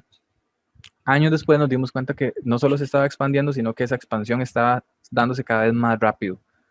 O sea, cada vez las cosas se alejan más rápido de todo. Y entonces vamos a ver qué tiene que ver eso con la luz que nosotros podemos ver. Imaginen lo siguiente, nosotros estamos acá en la Tierra y estamos viendo esta galaxia. Digamos que la estamos viendo hoy y tenemos ahí el espectro de emisión de la galaxia y lo tenemos apuntadito por ahí, ¿verdad? Tenemos todo el registro de la luz que emite esa galaxia. Y la empezamos a analizar y vemos que en un periodo de 4 años, por ejemplo, el espectro se desplazó hacia el color rojo. Toda la emisión que estaba dándose de esa galaxia se corrió hacia el color rojo, se hizo más rojiza, ¿ok? Entonces, ¿qué tiene que ver eso con la expansión del universo? Resulta que como el espacio se está estirando literalmente, constantemente, entonces ese medio por el que viaja el vacío, digamos, donde va viajando la onda electromagnética, todo se está estirando, entonces la onda también. Y recuerden que las longitudes de onda rojas son más largas que por ejemplo, las más azules o más violetas, ¿ok? Entonces, conforme el universo se expande, esas longitudes de onda nos llegan a nosotros más estiradas de lo que en realidad están. No es que la estrella como tal emite rojo, sino que como la onda va viajando por un espacio que se está expandiendo, se va estirando en ese proceso y a nosotros nos llega muy desplazada al rojo. Entonces, se dieron cuenta, midiendo ese desplazamiento al rojo, se dieron cuenta que la expansión estaba siendo acelerada, digamos, midiendo solo eso. Hay un par de preguntas, ya casi las contesto, nada más voy a terminar la idea de esto del corrimiento al rojo. Y también tendríamos corrimiento al azul en el caso, por ejemplo, de que la fuente de luz, por ejemplo, esta galaxia, se esté acercando. Entonces vean que conforme por ejemplo, si la galaxia se empieza a acercar, entonces las ondas cada vez se van a juntar más, digamos, porque tienen que viajar cada vez menos espacio para llegar hasta nosotros. Y a nosotros lo que percibiríamos es que la frecuencia aumentó. Entonces, eso nosotros visualmente lo vemos como longitudes de onda más azules, más moradas, más violetas, ¿verdad? Entonces, el hecho de que las cosas se pongan cada vez más hacia el rojo nos indica que esas cosas se están alejando. Y bueno, ahora sí, vamos a ver qué me preguntan. Esto no es sobre el tema, pero quise mencionarlo. En la NASA hay como La, una... la Ok, sí. frecuencia de las ondas varía según la distancia, entonces. Ya le aclaro eso, porque voy a ponerles un ejemplo con algo que se llama efecto Doppler, que de hecho esto también es efecto Doppler, pero ya se lo aclaro. Hay como una Está bien. página como donde se pueden ver las nebulosas, galaxias, estrellas tomadas en el día de nuestro cumpleaños. Ah, qué interesante. Bueno, ahí nos comparte, si quieren pueden ver en el chat, Chelsea, que pueden entrar a la NASA y ver fotos tomadas en el día del cumpleaños de galaxias y de cosas. Bueno, para aclararle, antes de seguir con las preguntas del chat, imaginen esto, cuando viene pasando un camión cerca de nosotros, vean que conforme se acerca, nosotros empezamos a escucharlo más agudo. Sí, es así, más agudo. Sí, porque la frecuencia está aumentando, porque las ondas cada vez tienen que viajar menos espacio para llegar a nuestros oídos, las ondas de sonido.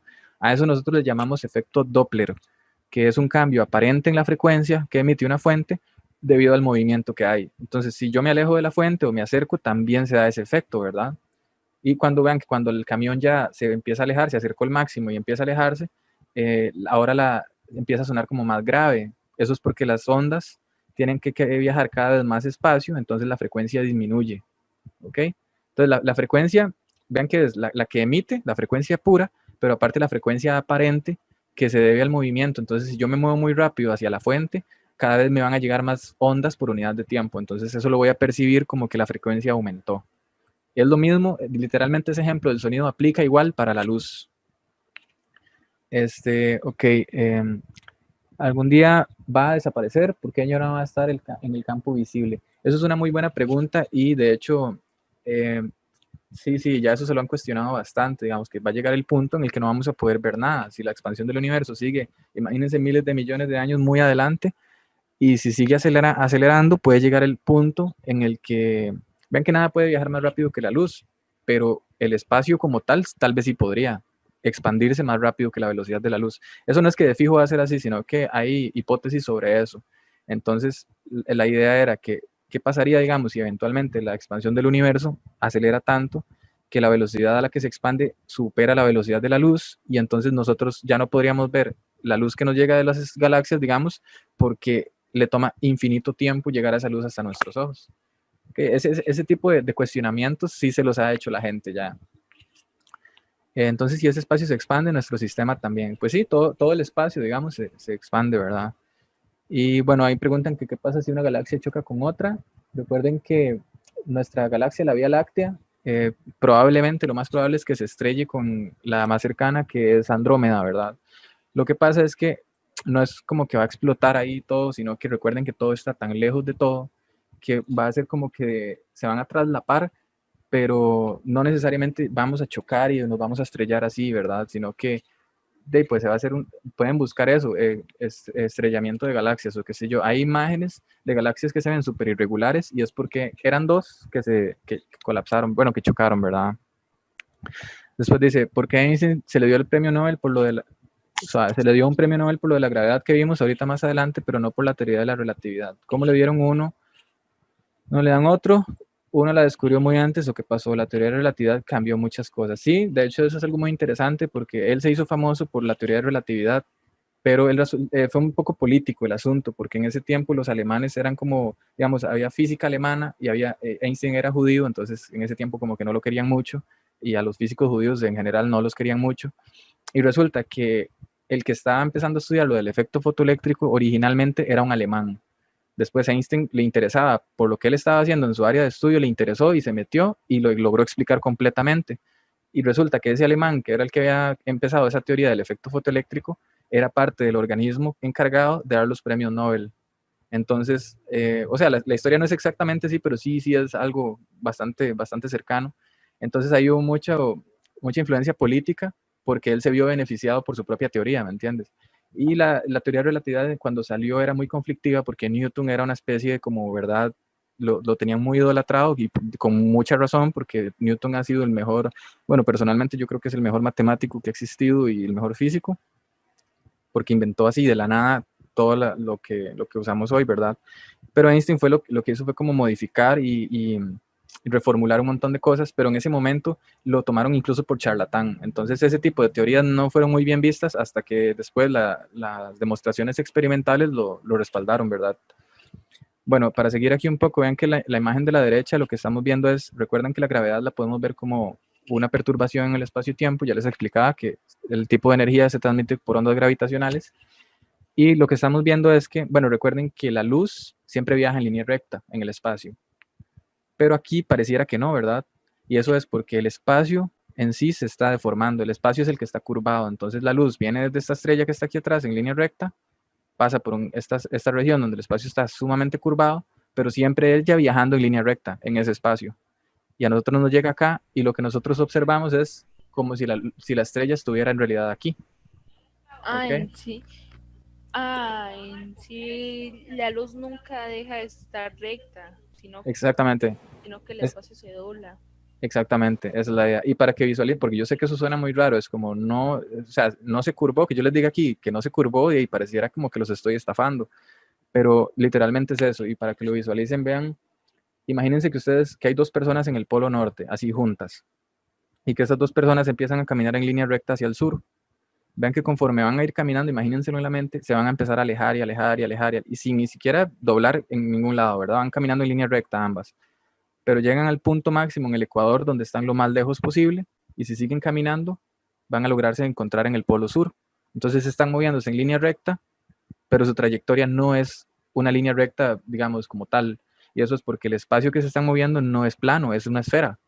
Entonces, el punto más cercano para ir de un lado a otro no es una línea recta, sino, bueno, eso se le llama geodésica. Al camino más eficiente para ir de un punto a otro se le llama geodésica, y en una esfera, pues, no es una línea recta ese camino, ¿verdad? Al igual que acá, como el espacio aquí está curvado, entonces la manera más eficiente de venir para la luz de aquí hasta aquí, visualmente no es una línea recta, sino que se adapta a la curvatura que tenga el espacio por ahí. Esto lo pudieron comprobar experimentalmente en 1919, cuando la teoría de relatividad estaba así recién nacida. Resulta que ahí fue como que se empezaron a unir un poco más los físicos, porque como había tanto asunto político, como les mencionaba, las teorías de Einstein ni siquiera las revisaban con seriedad porque él era judío. Entonces, pero hubo científicos que sí hacían la excepción, y hubo uno que era de apellido Eddington, que dijo, ok, pero entonces esto que está prediciendo Einstein de que la luz se puede curvar cerca de un campo gravitacional, que esa es la conclusión a la que deberíamos estar llegando, entonces eso se debería poder comprobar cerca de un eclipse solar, digamos, porque nosotros no podemos ver, por ejemplo, la luz que está cerca del Sol, porque el Sol es la mayor fuente ahí, pero en un eclipse solar, entonces, de hecho, recuerden que hay un taller sobre eclipses y les voy a contar más de esto. En el eclipse solar, la luz de ahí se atenúa y podemos ver lo que está alrededor del Sol, aunque esté muy lejano. Entonces lo que hicieron fue que para ese tiempo ya tenían un mapa de todas las estrellas, ¿verdad? Ya lo tenían ahí, en una biblioteca o donde fuera. Y entonces, en ese año que les contaba, creo que fue en Sudamérica, en Brasil, hicieron una excursión a un lugar bien oscuro para ver el eclipse. Y empezaron a tomar fotos así del evento, digamos. Luego agarraron esas fotos y las compararon con las plantillas que tenían de la ubicación de las estrellas que estaban cerca del Sol, y se dieron cuenta que estaban desplazadas un poquito de la posición original. Y era precisamente las que estaban así más cerca del Sol. Y eso era porque estaba pasando este fenómeno, que la luz que pasaba muy cerca del Sol se curvaba un montón, hasta el punto que incluso podríamos ver una estrella que está por detrás del Sol.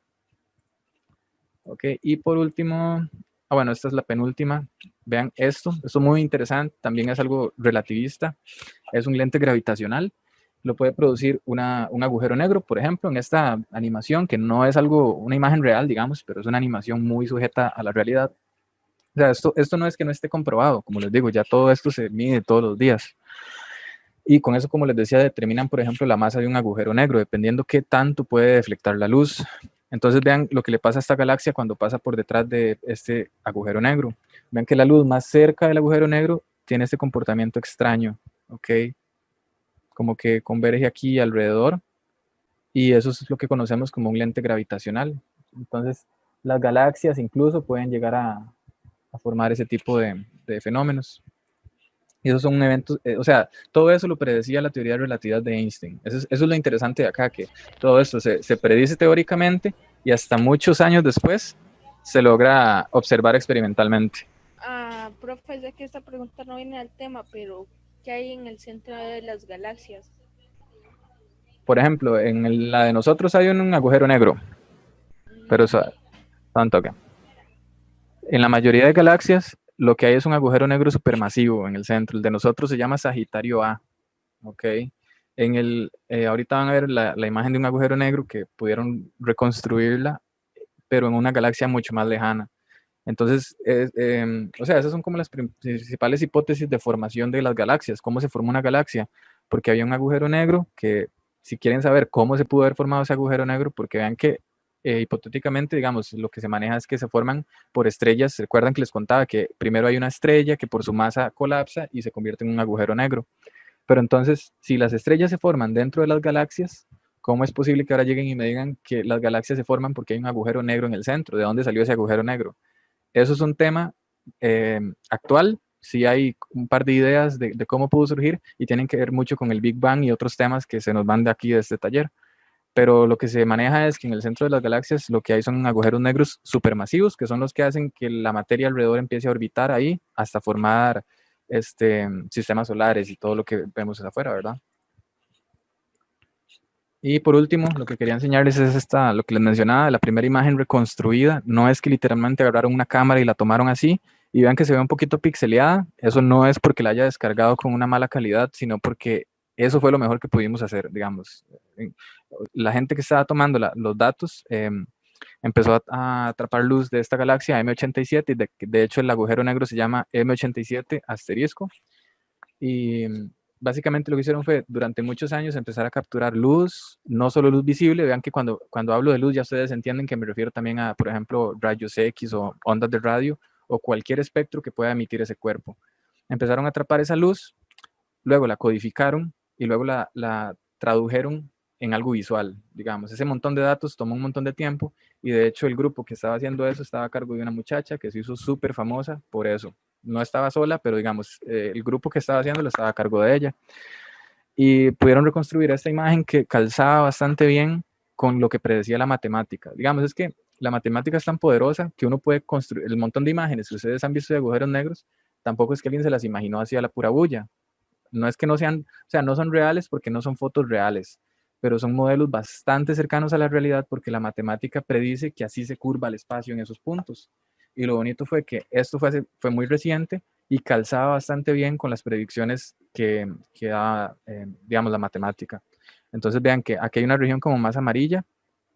No voy a entrar en mucho en detalle, pero eso es un indicador de que este cuerpo está girando, ¿ok? Porque donde gira hay luz que viene hacia nosotros y hay luz que se está alejando. Entonces la que se está, ya vimos que la que se está acercando llega con una mayor frecuencia y la que se está alejando disminuye en frecuencia. Entonces esos cambios de color lo que nos indican es que este cuerpo está girando, ¿ok? Y vamos a ver, y también vemos que el centro es como más oscurito, ¿verdad? O sea, cuando esta foto la lograron, la sacaron al público, fue toda una revolución, y eso es hace muy poquito, hace un año o dos. Y bueno, eso es lo que traía preparado para ustedes. Nada más voy a contestar un par de preguntas que veo por ahí. Profe, dicen que los agujeros negros se toman las estrellas. No sé si entiendo bien a qué se refiere. Dentro de un agujero negro pueden haber elementos muy, muy pesados que aún no hemos descubierto. Ok, dependiendo el agujero negro, pero yo casi diría que en la mayoría no, porque recuerden las fuerzas de marea, que cuando la materia empieza a entrar en un agujero negro, como la fuerza de gravedad es millones de veces más grande en el punto más lejano de ese cuerpo que en el que está más cerca del agujero negro, entonces todo ahí se arranca, todo se desprende, ¿verdad? Hasta que queda una sopa de partículas elementales. Entonces yo no diría que ahí vayamos a encontrar más bien un elemento, porque para construir elementos más bien se ocupa mucha energía para unir cosas. ¿Ves? Que yo quiero hacer un elemento nuevo, lo que ocupo es meterle un protón más al núcleo. Recuerden que un elemento se diferencia de otro por la cantidad de protones que tiene. El hidrógeno tiene un protón y el helio tiene dos y así seguimos. Entonces, si yo quiero inventarme un elemento hoy, lo que ocuparía es lograr meterle un protón más al último elemento que está en la tabla periódica. Pero resulta que va a llegar un punto, hay un límite ahí que, bueno, ya eso se nos sale un poco del tema. Pero no, yo no creo que hayan elementos que no hayamos descubierto ahí. Y, sí, se tragan las...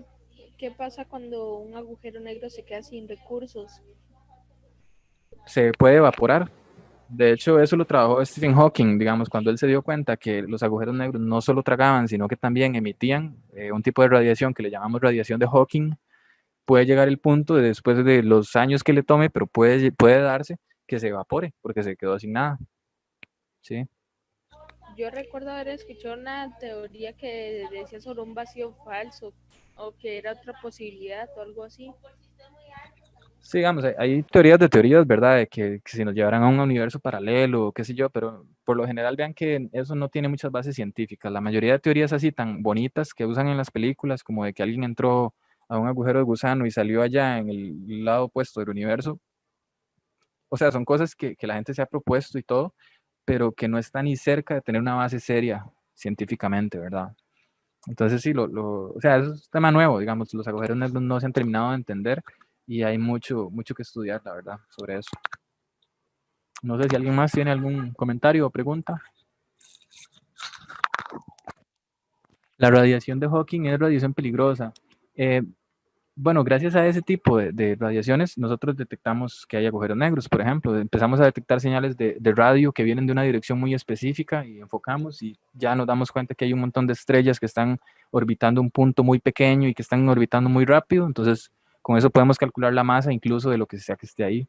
Entonces, más que peligrosa, porque recuerde que nuestro sistema solar nos protege, recuerda las cúpulas de viento solar que nos protegían y aparte la atmósfera que también nos protege. Entonces, en ese sentido no es peligrosa y más bien es útil para encontrar esos agujeros negros. ¿Alguien más? Profe, ¿por qué sería que un agujero negro, bueno, se dice, según Hawking, que entre más grande, entre mayor masa haya en el agujero negro, ok, va a tener más gravedad y entre lo que cabe el agujero gusano, entre lo que dice él, puede absorber más cosas, pero no las va a absorber con tanta fuerza como lo haría un agujero pequeño. ¿Cómo sería eso, más o menos? Lo que pasa es esto, son dos cosas, ¿verdad? No solo tiene que ser muy masivo, sino que, por ejemplo, yo podría hacer un agujero negro con una piedra, pero ocuparía comprimir esa piedra en una región del espacio tan pequeña que resulta imposible. El planeta Tierra tiene masa suficiente para hacer un agujero negro, pero no se asusten, ¿verdad? No es que literalmente pueda hacerlo, sino que hay un cálculo, hay algo que se llama el radio de Schwarzschild, que suena súper raro cuando lo escuchan, pero a lo que se refiere es cuánto tiene usted que comprimir una masa para convertirla en un agujero negro. Entonces, por ejemplo, el radio de Schwarzschild de la Tierra es un número tan pequeñito, entonces ocuparíamos comprimir la Tierra en una región del espacio tan pequeña para que se logre formar un agujero negro, ¿verdad? Entonces, no solo es que tenga un montón de masa, sino que esa masa esté concentrada en un espacio muy pequeño. Y por lo general, los agujeros negros que son muy pequeños son súper densos. Entonces, por eso que tienen una fuerza de gravedad súper grande. En cambio, otros pueden ser más grandes, pero tal vez no tan densos. Puede haber de todo, como puede haber otros que son muy grandes, pero también son mucho más densos. Entonces, es un juego más que todo con la densidad. No solo que tengan mucha masa o que sean muy grandes o muy pequeños, sino que tengan muchísima masa concentrada en una región del espacio muy pequeña. Y Otra déjenme duda, ver.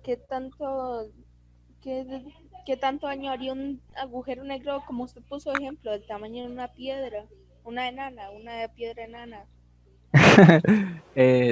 Pues técnicamente sería lo mismo porque no dejarías escapar la luz, digamos, y sería ahí un vórtice que estaría atrapando todo.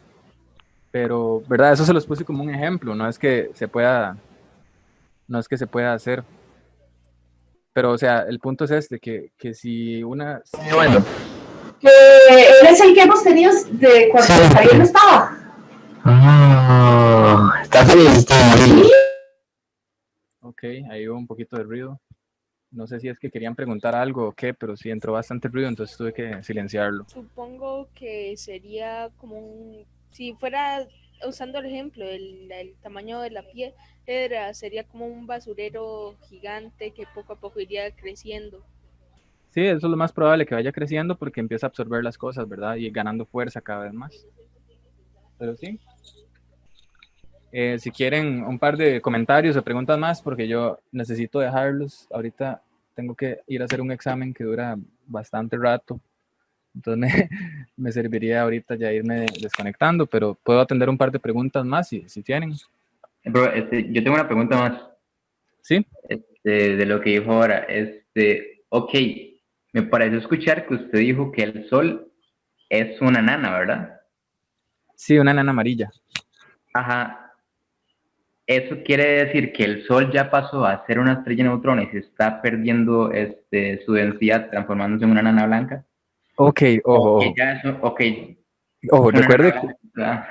más bien es esto, digamos, que ahorita está en una etapa en la que se le conoce como una enana amarilla, que después se va a convertir en una gigante roja, y después de que va a ser la supernova planetaria que habíamos mencionado, después de ahí va a terminar como una enana blanca, que es mucho más caliente, por cierto, porque el blanco o esos colores como azul tirados ya casi a blanco son mucho más calientes. Entonces, no, estrella de neutrones, recuerden que es otro tipo de estrella que lo podría llegar a ser. El Sol no, porque no tiene la suficiente masa. ¿Sí? Ok, entonces primero tiene que ser una supernova para transformarse en una nana blanca. Correcto. Y antes de ser una supernova planetaria, tiene que pasar por la etapa de gigante roja. Y bueno, a mí me preguntan que si los agujeros negros no son eternos, pues no. Bueno, para la escala de vida de nosotros podrían considerarse como que sí, pero físicamente y lo que indican las teorías es que se podrían llegar a evaporar, como les decía, porque como están emitiendo partículas, si llega un punto, imagínense algo muy extremo, por hablar ya cosas muy hipotéticas, que haya un agujero negro, qué sé yo, y que empiecen a chuparse los unos a los otros, los agujeros negros, hasta que llegamos a tener uno que está concentrado ahí y está absorbiendo todo. Entonces, cuando no tenga nada que absorber y solo esté irradiando energía, pues eventualmente se le va a gastar la energía y ya se va a evaporar, ¿verdad? Entonces, digamos, eso se lo digo porque conceptualmente no deberían ser eternos, pero obviamente si usted se Con queda permiso, profe. esperando, nunca va a haber ese evento. ¿Sí? Tengo una preguntita. Sí.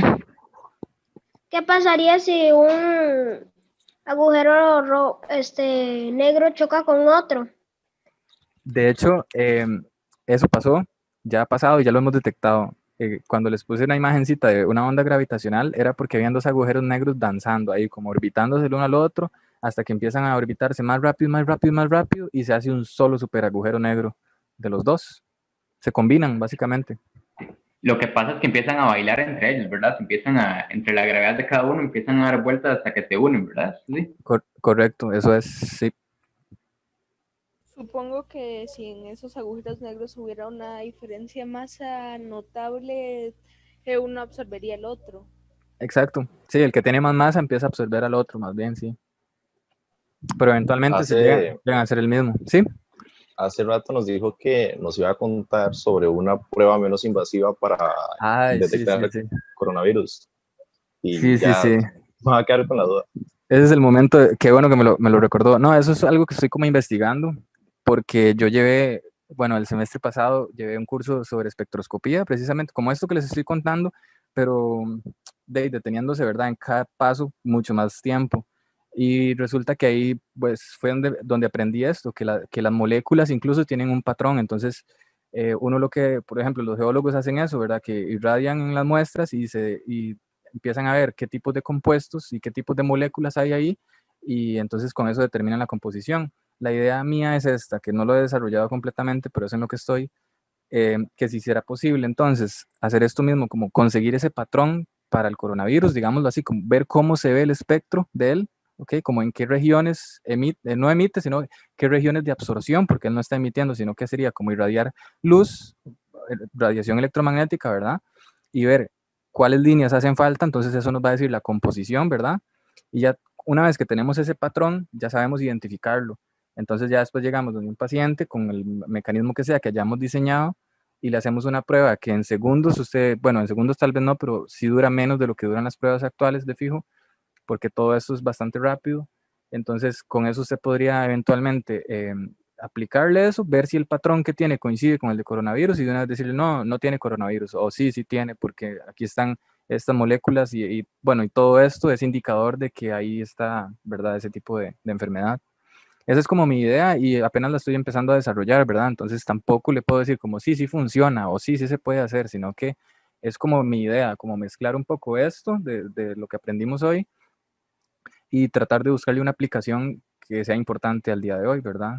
Más que todo con esto de la pandemia que estamos tratando de superar. Pero sí, esa es mi idea. ¿Y esta lógica aplica solo para detectar una partícula dentro de alguien? ¿O también se podría como ver qué tanto de algo hay dentro de una persona? Por ejemplo, glucosa. ¿Qué tanta glucosa tiene una persona? Sí, claro. De hecho, con eso es que sabemos, por ejemplo, qué sé yo, que el Sol tiene 90 y pico de resto de helio, no, de hidrógeno, perdón, porque uno mide esa intensidad y puede, conociendo el total de la muestra, uno saca ese porcentaje. Bueno, de toda la intensidad que sale, tanto porcentaje está en estas bandas, entonces eso corresponde a un porcentaje más o menos de esto, de este elemento en específico, por ejemplo. Entonces sí, es muy útil. De verdad les digo que eso de espectroscopía, cuando yo empecé a aprender de esto, yo fue como, uff, es como una de las ramas por las que me gustaría tal vez irme, porque tiene muchas aplicaciones, no solo en astronomía, sino en cosas de medicina y cosas que son útiles para nosotros acá. Es que en el área de medicina, por ejemplo, las pruebas de glucosa en sangre en diabéticos tipo 1 son súper invasivas porque hay que punzarse el dedo a cada rato. Ajá. Entonces, con este tipo de pruebas, pienso que podría ser tal vez mucho más fácil de llevar ese tipo de cosas, pero también podría ser un poquillo peligroso, ya sea por el tipo de luz que se utilice para detectarlos y ese es un muy buen punto. La radiación sí, que pueda recibir alguien todos los días. Sí, hay que ver. Sea más caro.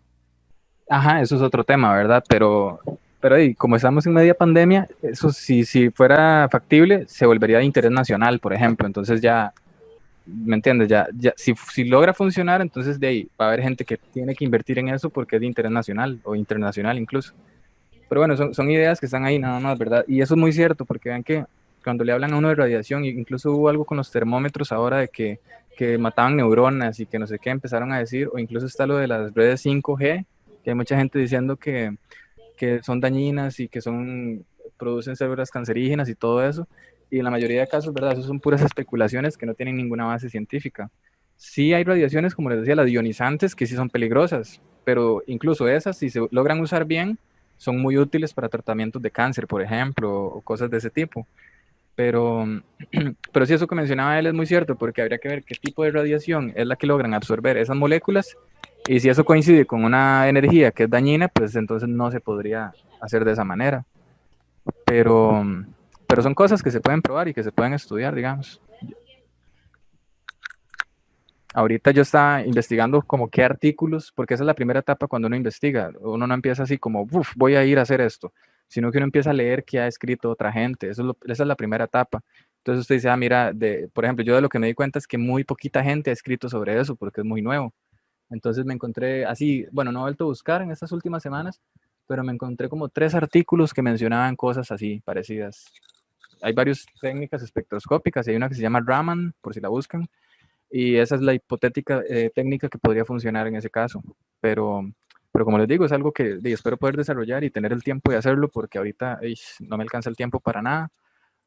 Pero sí, eso es una idea que anda por ahí. Y de hecho, o sea, tengo que presentarla, es parte de un curso, entonces no tengo opción, digamos, tengo que llevarla adelante.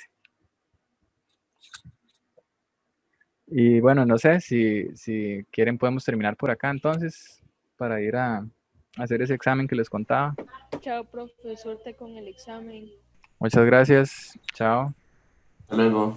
Profe, Chao, profe. Bueno, muchas chao, gracias a profe, todos. suerte con el examen. Bueno, Suerte chao, con nos el vemos. examen. Gracias. Chao, suerte. Estuvo muy interesante y suerte con el examen y con la idea y con todo. Chao. Muchas gracias. Bueno, muchas gracias a ustedes. Chao, Hasta profe, luego. gracias. Pura Muchas vida. gracias, estuvo muy interesante, la verdad. Qué Hasta dicha. luego. Hasta luego, igual. Muy bonito este curso. Qué bueno, hasta luego. Chao, profe. Nos vemos, hasta luego. Chao. Chao.